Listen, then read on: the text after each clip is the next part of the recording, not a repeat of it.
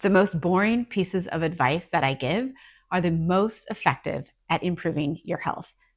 I'm Colleen. I've been practicing medicine for 20 years, and I'm going to go over the top 5 pieces of advice that I recommend everyone discussing with their provider, because these are really the key to helping you live a healthy life and age well. So, number 1, take advantage of those free screening tests.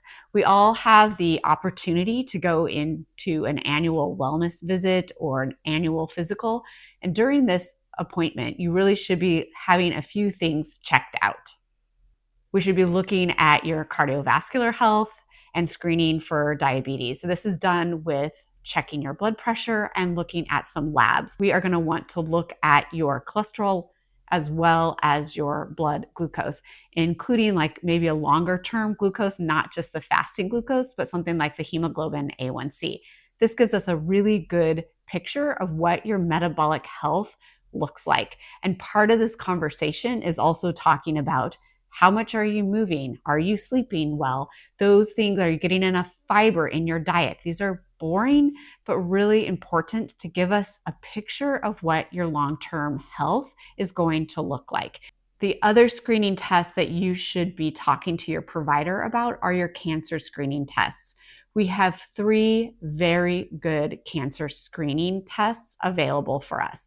The first one is the cervical cancer. So this is usually done with a pap smear. This is for people who have a cervix, not necessarily everyone, but if you have a cervix and you are 21, you should be talking to your provider about how often and when these cervical cancer screenings should be done. Another very good screening test for cancer is our mammogram. So this is specifically looking at our breast cancer risk. And if you are a person with breasts, you should be getting your breast cancer screening starting at age 40. And finally, we have our colon cancer screening test. So gold standard is actually your colonoscopy. There are other ways to screen for colon cancer, but if you are getting started at the recommended age, which is 45, I highly suggest you take advantage of that screening colonoscopy. Most people are going to tolerate it well. It is kind of a pain, but it is really good at finding cancer. In addition to being very good at finding cancer, it also can remove tissue that runs the risk of becoming cancer later on. So if you have a colonoscopy and they remove polyps, depending on the type of tissue that they just removed with those polyps, they have essentially prevented colon cancer. Okay, number 2, the second piece of advice that sounds boring, but really does positively impact the way that you age and how your health progresses, is eating your fruits and vegetables. So we need 10 servings of fruits and vegetables every day. That is what is recommended. And when we get to 10 servings of fruits and vegetables every day, we know that we have better long-term health outcomes. When we are talking about long-term health outcomes, we're talking about things like, are you going to die of a heart attack or a stroke? Are you going to get diabetes? Are you going to get colon cancer? Are you going to get breast cancer?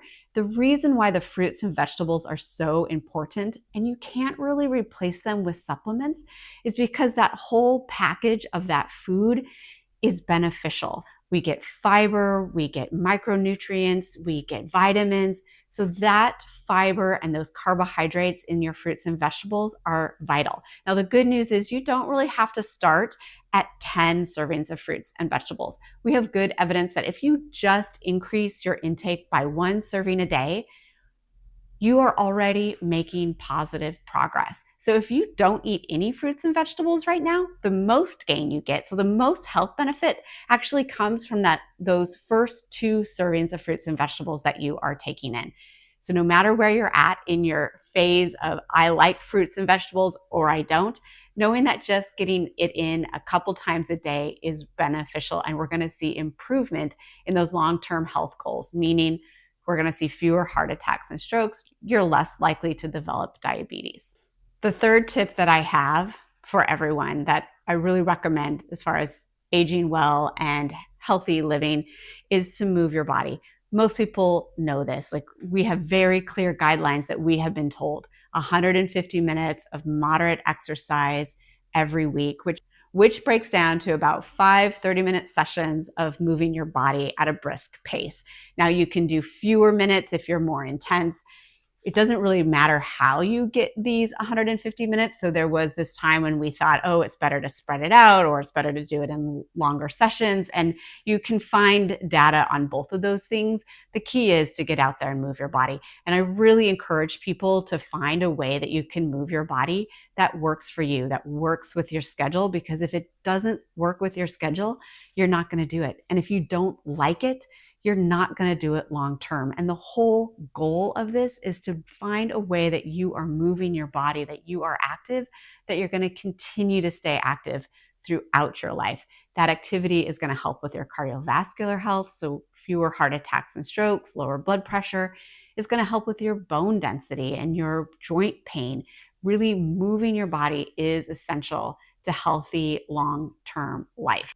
The second common guideline is around resistance training or strength training. And this is actually a lower bar, but it's just as important. And if you are a person who struggles with getting in that cardiovascular 30 minutes or 20 minutes or 2 longer sessions, sometimes having that goal of the strength training twice a week for 10 minutes feels much more achievable. And our brains love it when we can do something and be successful at it. So perhaps we can start with just resistance training for 10 minutes twice a week. That resistance training can be anything from body weight exercises to isometrics, which is holding a position like a squat or a wall sit, to lifting weights. So there's not any evidence that says one of those is better than the other when we're going from 0 to something. The fourth piece of advice that sounds boring but is very important is to create some healthy sleep habits. Our sleep is vital. And while we don't want people to be panicking about their sleep, we need to start creating habits that allow us to honor sleep and to really help our brains refresh, our bodies reset for our next day. One of the things that we can do is simply to kind of look at what our habits are around sleep. We call them sleep hygiene. So these are things like, when do you stop drinking caffeine in your day? Caffeine has a very long half-life.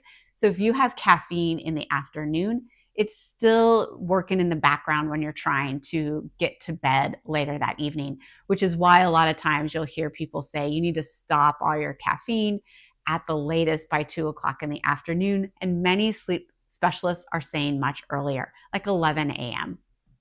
Another habit around our sleep is our wake up time. So when we have wake up times that change frequently throughout the week, that's really hard on our bodies, because our bodies like to feel confident in what the pattern is. And when you're throwing different sleep times in, your body is like, I'm not sure if I'm supposed to be sleeping or awake. So having that wake up time be consistent.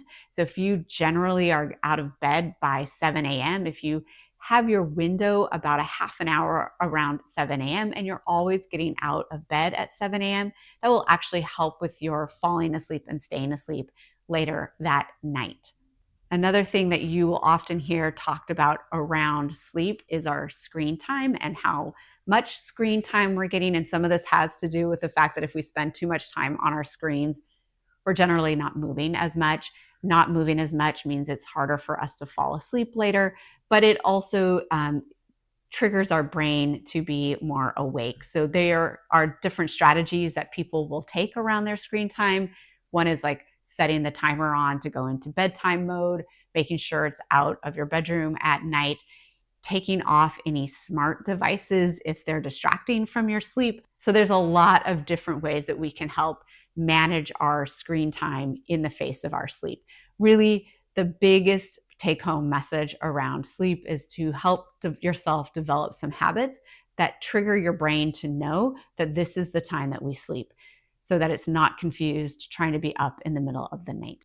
Finally, the last piece of advice that I give people that might sound very boring and maybe even not related to their health is making meaningful social connections. So your screen is not a person, and our bodies and our brain need connection with other people, and they need to be meaningful connections with people that value and love us.